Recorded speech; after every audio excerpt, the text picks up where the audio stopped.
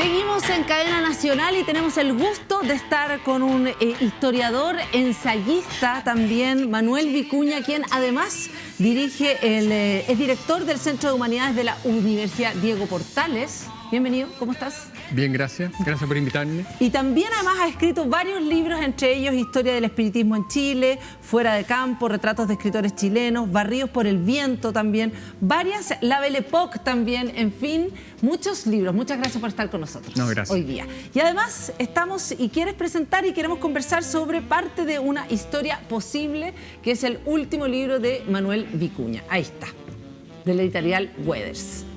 Un libro pequeño, pero contundente, como es la pluma de Vicuña, en términos de que es como densa tu pluma, de alguna manera.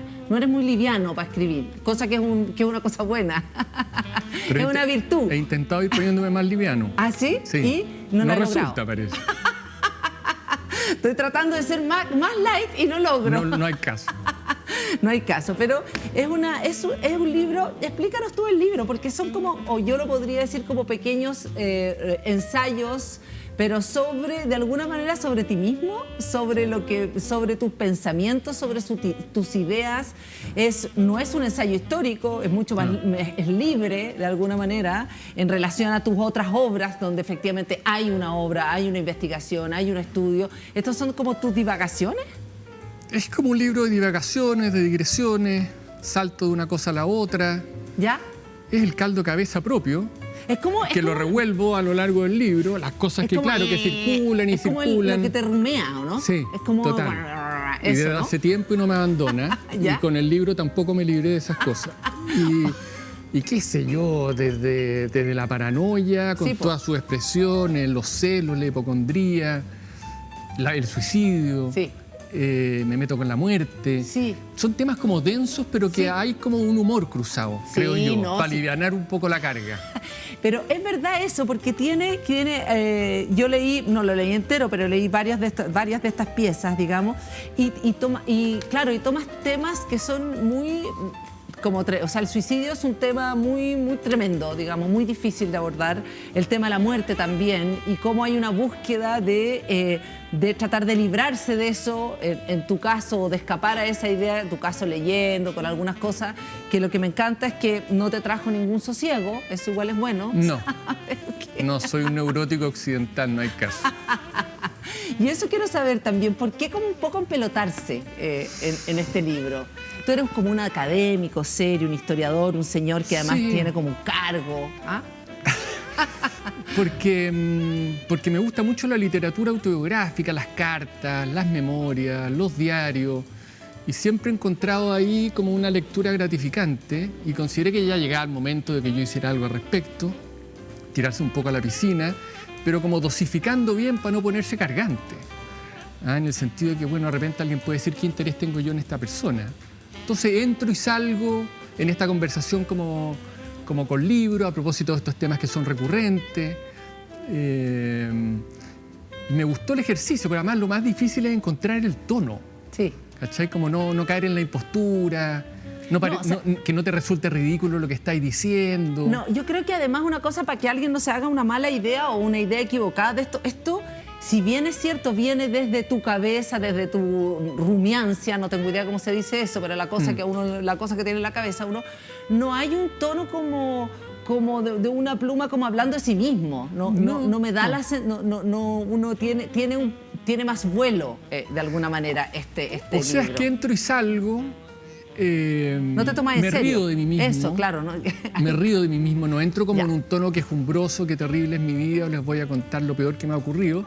Y además todo esto está en diálogo con 1 millón de autores, de referencias, que también entran y salen, digamos, como me dijo alguien, del arte de cambiar de tema. Sí, totalmente, ¿cachai? de manera muy elegante, pero igual quiero leer una parte que seguramente...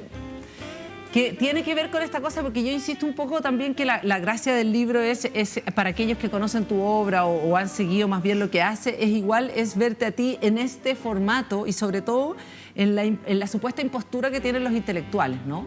en el cual, digamos, lugar al donde pertenece.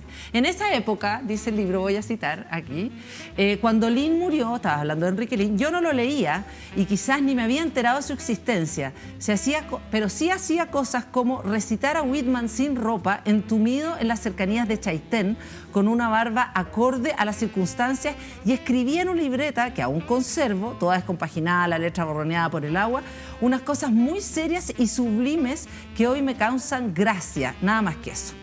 Entonces, y ahora me digo que la falta de sentido del ridículo es una condición lamentable, excusable en los jóvenes, bastante menos tolerable en los adultos. O sea, aquí sí hay una cosa como de... Yo igual encuentro que la escena es terrible, ¿o no? Es como un poco patética, digamos. Yo encuentro que es bien ridícula. Sí, claro. Que yo en esa época me lo tomaba con una seriedad extrema. Era un rito en la mitad de la naturaleza. Es que te veo así como en pelota arriba de una roca, como sintiendo arriba que... un tronco cruzando un río. Como sintiendo que de verdad... No, yo estaba como en una especie de comunión con el universo. ¿Pero no estabas drogado? Quiero saber. Yo creo que posiblemente un poco. Ya, pero en el fondo como en peyote, en una cosa importante, digo, en algún ritual. No, más tranqui, no, de puro grupío. Ya, y ahí tiene que ver un poco como esta escena te la quiero llevar no solamente para reírme de ti, por supuesto, y tratar de humillarte, sino que con el objeto de esta idea que yo creo que pesa mucho quizás en la academia, esto de tomarse tan en serio todo. No sé qué te pasa a ti con eso también. ¿Te ha ido como despercudiendo eso? ¿Te molesta eso? Y aquí ya me refiero como a la academia y a nuestros intelectuales. ¿Qué pasa con eso? O sea, yo creo que no resisto al tonto grave. Entonces intento alejarme de eso. Y eso creo que se traduce un poco en cómo está escrito ese libro. O sea, no en una posición de superioridad, arriba de un pedestal, haciendo peroratas o prédicas, sino más bien exponiéndome con todo lo que eso significa, eventualmente hacer el ridículo. Ahora, ya hablando un poco también, un poco más como llevando esta idea a lo que estamos viendo, al discurso de lo público ahora. ¿Te pasa un poco eso, que todo el mundo se toma muy en serio, que incluso que en las redes sociales la gente cree que es muy importante, o las cosas que dice, que puede modificar el mundo a través, no sé, no tengo idea, de un pequeño video, en fin? ¿Qué te pasa como con eso también? O sea, es que hoy día cualquier persona puede ser protagonista. Basta con tener redes, qué sé yo. Y en ese sentido, la ilusión de tener importancia yo creo que es mayor que la que existía antes. Antes, para considerarse importante había que ocupar ciertas posiciones, tener una voz que repercutiera en el espacio público, ser, no sé, el gran columnista, conductor de televisión, ser un político prominente. Pero hoy en día cualquier persona que mete cuchara siente que de alguna u otra manera está interviniendo de manera significativa. Yo creo que eso hace que alguna gente se tome muy en serio lo que está diciendo y que el tonto grave quizás sea un personaje más común que antes. Tenemos una tradición de tontos graves. ¿Como cuáles, por ejemplo? No, estoy pensando gente como cronistas como Edward Bello, que en los años 30 decían que este es el país del tonto grave. Todos estos señores pagados de sí mismos, que consideran que al momento de abrir la boca los otros tienen que permanecer en silencio, qué sé yo. Personajes que uno se topa habitualmente o ve en la tele, sobre todo en los momentos como más cúlmines de algo. Como este. Como este, por ejemplo. ¿Estamos en unos momentos cúlmines donde aparecen esas voces? Yo creo, los salvadores de la República. Ese es un espécimen del tonto grave. Y ahora hay varios circulando, digamos, con mucho micrófono a la mano. ¿Y eso cuando tú lo ves, qué es lo que te pasa con eso? Me causa un poco de gracia. ¿Te causa gracia o te causa como de alguna manera esto como cuesta abajo en la rodada y cuánto los tiempos han cambiado? ¿Cuánto esa forma finalmente es el fondo, crees tú? ¿O está siendo el fondo? O sea, yo creo que, mira, antes el tonto grave, por ejemplo, era el orador que se tomaba demasiado en serio y que daba unos latazos infinitos. ¿Ya? Hoy en día ya no existe en general el orador, lo que existe, bueno, es esta gente que interviene en redes o esta clase política que ahora siente que llegó el momento, un momento que pensó que no le iba a llegar, porque en el fondo el rechazo un poco lo siente como la reivindicación de la clase política. Totalmente. Y de la clase política con experiencia en materias de gobierno. ¿Tú crees que eso es un error? ¿O tú crees que está bien? Yo creo que es una ilusión. ¿Ya? ¿Es una ilusión que va a durar poco? ojalá que dure poco, porque no hay que olvidarse de cómo comenzó todo este proceso, con esa brecha significativa entre élites políticas y ciudadanía, descrédito total de las instituciones, crisis de representación. Y yo siento que ahora como que volvieron en grande y sienten que tienen el destino del país en sus manos, cosa que en parte es cierta. La solución tiene que resolverse con la ayuda de ellos, pero eso los puede llevar como a olvidarse de cuál es el origen de toda la situación que estamos viviendo. Ahora, no te respondí nada a tu pregunta, no fui por otro lado. No, quiero saber si efectivamente eso, como esta idea de este péndulo, de esta gente que supuestamente había desaparecido, estaba hundido, qué sé yo, y de pronto comienza a ser, digamos, ahora los protagonistas que son los políticos, ¿no? Sí. Y olvidándose de todas las cosas que tú, en el fondo, estabas diciendo, ¿no? El origen digamos, de lo que tiene que ver con el estallido. Pero, ¿tú qué crees que va a pasar cuando tú miráis la historia? ¿Esto se ha repetido? ¿Esto lo hemos visto de un lugar similar, igual? ¿Esta idea de olvidarse o vamos a ir todo como más rápido? ¿Qué va a pasar? Porque efectivamente yo también siento que es una idea como, pucha, como que pasó, así como que si no hubiese pasado nada post-rechazo. O sea, en general las constituciones en Chile son hechas en momentos de crisis. ¿Ya? La del 33, que dura casi 100 años, fue hecha después de una guerra civil. La del 25 también en un momento como de mucho trastorno social, en donde claramente el mundo de la oligarquía quedó descolocado con la emergencia del mundo obrero. Bueno, la del 80 sabemos las circunstancias, en plena dictadura, lo que de por sí una crisis. Y yo creo que ahora estamos como en un ciclo histórico más largo, que nadie sabe mucho en qué va a terminar, pero claramente no va a durar unos pocos años. ¿Cuánto crees tú que va a durar? No tengo idea. Pero 10, no tengo 5, idea. Claro. Pero a veces cuando ha habido crisis de esta naturaleza, empezándolo del 25, la cosa empezó a normalizarse, 32, 33, o sea, toma su año. En ese entonces con intervención de militares, nada de eso creo yo va a ocurrir ahora, no veo por dónde. Pero no creo que haya como un punto final muy a la mano y que podamos anticipar. ¿Dónde está la autoridad ahora para ti? ¿Dónde está la autoridad? Porque antes estaba en lugares súper claros. Estaba en la iglesia, por una parte. Es que yo creo que hay una crisis de autoridad y la gente que ejerce roles de autoridad tampoco sabe muy bien cómo hacerlo. ¿Como Boric?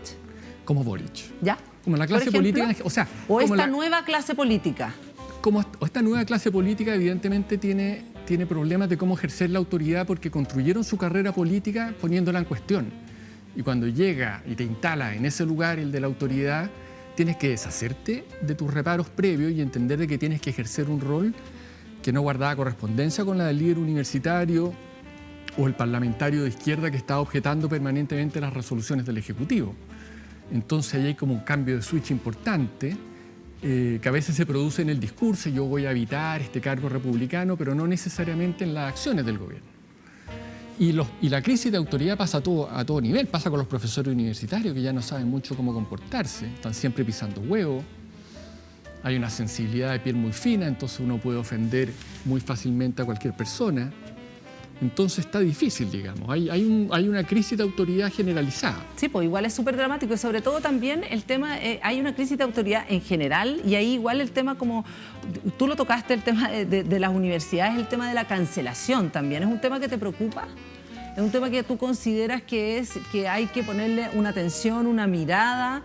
¿Qué entiendes como cancelación y si crees que efectivamente puede estar funcionando como censura también? O sea, yo creo que es una forma de censura. En donde tú suprimes a quien consideras no a alguien que discrepa de tus opiniones, sino un adversario o un enemigo. Y que en ese sentido, bueno, inhibe la discusión. ¿Ya? Y coarta las conductas. Y uno tiene que asentir sin necesariamente creer a lo que la mayoría o estas minorías beligerantes promueven. Porque la cancelación no es un fenómeno de mayorías. No es la tiranía de la mayoría, son minorías beligerantes. Que en el fondo también están moralizando la vida, ¿no?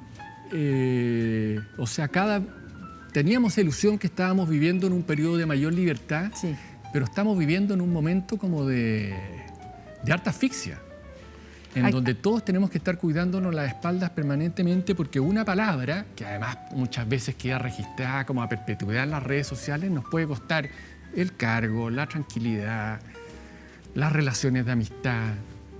La funa, decir. La funa. Cuando tú hablemos Perdona, la funa que era una práctica muy común entre los nazis contra los judíos, y también hay que entender en qué contexto se ha aplicado anteriormente. Explícanos eso. Eso, o sea, digamos, tiene un origen, siempre ha sido un fenómeno en donde en general las mayorías o las minorías beligerantes censuran y eliminan a quienes consideran su enemigo. Y el problema es que los enemigos puede ser cualquier mortal o cualquier persona que no ha dado ningún motivo para generar como bronca del otro lado. Ahora, hablemos del tema de eso, de la idea como de la libertad, donde efectivamente parecía que íbamos a llegar a sociedades más, digamos, libres, donde nosotros veníamos también, o parte de esa opresión supuestamente estaba dada por la iglesia, etcétera, etcétera. No sé, los medios de comunicación, cada uno tenía su propio monstruo, ¿no? El Mercurio, no sé. Como, digamos, todo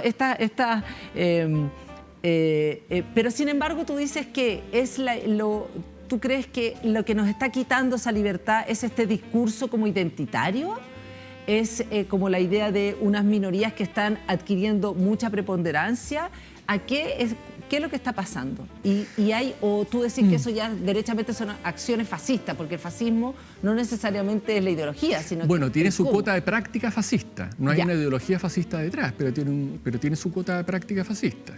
Todos estos nombres de grandes ideales que podemos compartir, el tema es cómo tú los implementas. O sea, a veces, por ejemplo, a veces se cancela en nombre de cuestiones que son totalmente válidas. Qué sé yo, un tipo que tiene un discurso misógino terrible. Pero yo no creo que haya que suprimir a esa persona. ¿Ya? No creo que lo que nos ofende tenga que ser barrido debajo de la alfombra. Porque también esa cuestión te fragiliza, o sea, tú ya pareces no soportar nada que discrepe de lo que tú sientes o crees. Y yo creo que la vida en común tiene que tener una cuota de aceptación de lo que nos ofende. Si no, seríamos todos como hijos de la uniformidad. Pero igual lo interesante... Y sí, yo creo que teníamos esa ilusión de libertad porque uno puede tener, qué sé yo, opciones sexuales distintas, hacer cuestiones que antes te habrían llevado, digamos, a la cárcel. Piensa que la homosexualidad estaba penalizada por ley hace poco tiempo. Sí. Y eso nos dio la sensación de que éramos más libres que nuestros padres, que nuestros abuelos, y que esta era una tendencia al alza. Bueno, sobre todo además por el tema de las mujeres. Claro, y habíamos llegado por fin a un momento en donde minorías oprimidas podían salir del closet. Pero a su vez tenemos esta como presión pública por conformarnos a ciertas normas. Y eso es conformismo puro, y eso a la larga significa de que uno tiene que ir reduciendo su horizonte a lo políticamente correcto. Y eso yo creo que es suprimir un espacio de libertad que habíamos conquistado. Toda libertad supone que hayan discrepancias, y esas discrepancias te pueden resultar ofensivas, pero hay que bancárselas.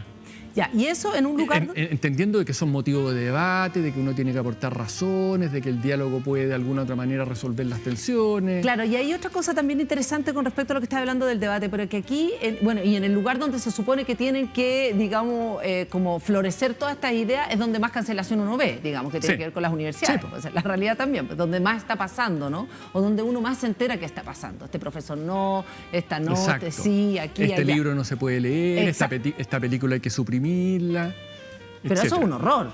Yo lo encuentro un espanto. O sea, como que uno no puede... Hay libros que están prohibidos, o sea, no sabía, o películas que no. Totalmente. ¿Así cuál? O sea, en la academia gringa, que es de donde se origina esta cuestión y se ha propagado por el mundo, el nivel de sensibilidad frente a lo que llaman microagresiones es extrema. Cualquier cosa que te resulte ligeramente ofensiva tiene que ser suprimida. O tú rescatado de la posibilidad de que eso te ejerza daño. Te pongo un ejemplo. En una clase se puede estar pasando un poema, esto es verdad, de Robert Lowell, un poeta gringo extraordinario, que tiene un poema con una ligera connotación racista. La gente que le dicen al iniciar la clase, a las personas que esto resulte ofensivo pueden abandonar la sala de clase en el momento a que nos refiramos al texto, o bien lo pueden tapar con una página para no verlo. Pero esto es verdad. ¿Ya? Esto es verdad, a esos extremos se llega. Entonces, por una parte, suponer que somos de una debilidad que nos tienen que poner a resguardo, porque nos vamos a desmoronar y descompensar con cualquier cosa. y por otras no poder enfrentar lo que eventualmente resulta desacertado al día de hoy, pero para entender que es desacertado tenemos que partir por conocerlo. Esto es como que no queramos hablar del Holocausto o de las violaciones a los derechos humanos porque resulta muy fuerte. Hay que hablar de eso. Ahora también ponte tú otra cosa con respecto a la emocionalidad, porque tú hablaste de argumentos, ¿no? Pero aquí sí, la emoción es muy a flor de piel. Claro, ¿no? Es como una, digamos, es parte del discurso de lo público, digamos, el individuo, el dolor individual, etcétera, etcétera. En el fondo como el reinado de la subjetividad. Basta que a mí algo me ofenda para que eso sea efectivamente ofensivo, más allá de las fronteras de mi yo. Y eso hace que la cosa se desbande porque no hay parámetros para evaluar qué es ofensivo, qué no, qué es legítimo, qué es ilegítimo, qué podemos ver, qué cuestión no podemos ver.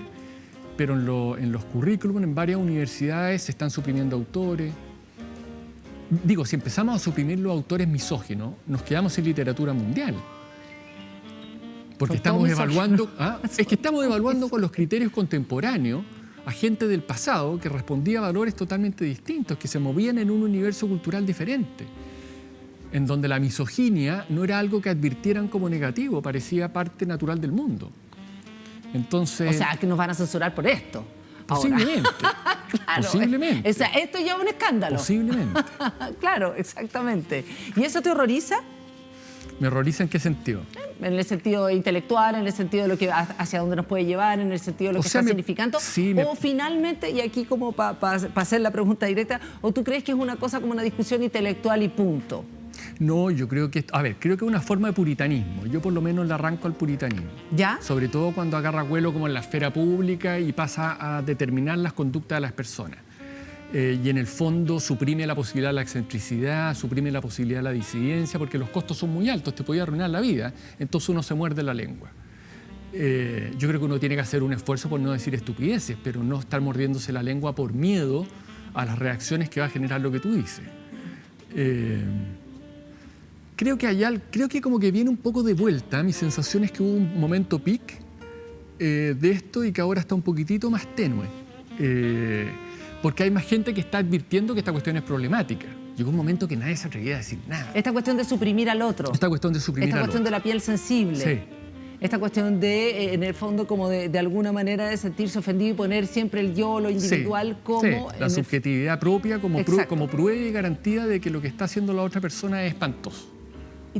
¿Y uno no puede enganchar esto algo en el rechazo? ¿Hay una mosca que te dijiste? No. No, me estaba mirando en la cama, en la pantalla. Oye, ¿cómo lo engancha uno con el rechazo? No con veo la idea enganche. del sentido común, con la idea de que finalmente muchas veces estas ideas que estás diciendo tú vienen también de los ismos, ¿no? De los ismos, del feminismo, veganismo, todos los ismos. Y que de alguna manera el triunfo del rechazo fue el triunfo del sentido común, de la cosa grande, de la cosa que no importa. ¿Ves así eso? O sea, yo creo que en la convención había presencia de personas aficionadas a la funa y a la cancelación y que pusieron en escena esa cuestión y generó rechazo. Y en ese sentido me parece que hay un enganche porque ese rechazo que generaron, como la ciudadanía, de alguna u otra manera contribuyó a que el proceso fuera visto como más o menos, como medio penca. Y eso incidió en el voto. O sea, yo creo que la gente que se leyó la Constitución es poquita, era de lectura bien ardua, los principios de fondo genial, pero la ejecución en el papel más o menos. Pero yo veo que en el rechazo, ponte tú, hay algo que no sé si se ha destacado tanto, que es como una cosa patriotera. O sea, esto de una idea de unidad nacional que se encarna en los símbolos patrios. La bandera, la canción nacional. Y eso lo entendió la campaña del apruebo, y si tú veías la franja televisiva, te metían la bandera por todos lados, te salía hasta en la sopa, como esta idea. Rechazo, los del rechazo. No, los del apruebo. Al apruebo. Los del apruebo advirtieron de que en algún minuto no haber querido cantar la canción nacional. Pero llegaron tardísimo. Llegaron tardísimo, pero advirtieron de que esa cuestión era muy significativa en términos sociales. y que había un grado de identificación mayor con eso. ¿Y son importantes en términos históricos? O sea, en términos históricos sí, en términos sociológicos también. Hay que ver el voto rechazo. O sea, están vigentes. Son un foco de atracción emocional. Generan una sensación de comunidad. Representan algo valioso para la inmensa mayoría de la gente. Yo creo que eso jugó un rol importante en esta cuestión. Para cerrar, ¿qué crees tú cuál es la ruta como de este llamado nuevo progresismo? ¿Cuál crees tú que es el camino que tiene que recorrer? Porque recorrió un camino, que es lo que decías tú, ¿no? Un camino también, digamos, un camino de la diferenciación por parte de la generación, digamos, la generación antigua somos los nuevos, etcétera, etcétera. ¿Cuál es la ruta que tendría que avanzar ahora? ¿Hacia dónde tiene que ir? O sea, es que el progresismo está de alguna u otra manera reculando o aceptando su soberbia anterior, en el sentido que lo que está ocurriendo al día de hoy es la venganza de las antiguas generaciones que han sido llamadas, en virtud de su experiencia, a ocupar las posiciones que los jóvenes no saben cómo administrar. Entonces el nuevo progresismo yo creo que tiene que volver a una cosa intergeneracional, en donde validen la experiencia adquirida, no los traten como una suerte de bandidos invalidados por los 30 años, y que haya un diálogo y la articulación de un proyecto que de alguna manera reúna a la centroizquierda, pero también reúna a las generaciones, y la validación de los políticos jóvenes no sea a costa de los mayores. ¿Tú crees que la extrema derecha va a crecer? Yo creo que yo tengo esa idea, pero no sé si es mucho optimismo de mi parte.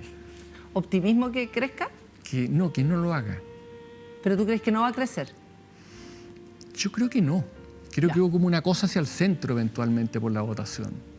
Van a aparecer los amarillos eventualmente, la sexta terra con ese fenómeno, puede haber un cierto polo de centro, un poquitito más vigoroso. Más que un cast Yo creo vigoroso. que más que un cast. Porque el Partido Republicano es un partido que está jugando como solo. Entonces no me parece que esté preocupado por construir mayorías, sino más bien de atrincherarse en posiciones del pasado.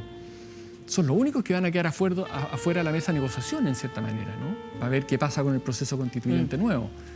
Entonces parece como una candidatura, un sector más bien testimonial. Una historia posible, Manuel Vicuña. Nos dimos vueltas por todos lados. Por todos lados. Por todos lados. Estábamos, tú eres director, es que se me olvida el cargo, perdón. Director Centro para la Humanidad. del Centro para las Humanidades de la Universidad Diego Portales, historiador, ensayista, tiene además una larga, escritura, larga pluma, y ahora se lanzó con una historia posible, hermoso libro también, editorial Weathers, hermosa edición también, un libro interesante, tiene profundidad, tiene humor. Muchas gracias por estar con nosotros. No, gracias por invitarme.